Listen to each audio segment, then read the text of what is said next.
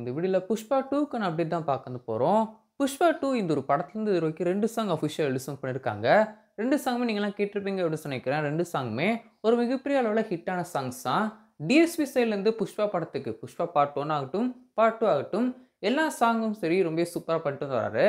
இப்போ வந்து ஒரு படத்துக்கான 3 சிங்கிள் ரிலீஸும் பண்ண போறாங்க. 3 சிங்கிள வர சண்டே ரிலீஸ் பண்ண போறாங்க அப்படின்னு சொல்லிட்டு அப்டேட் கிடைக்கும் இருக்கு.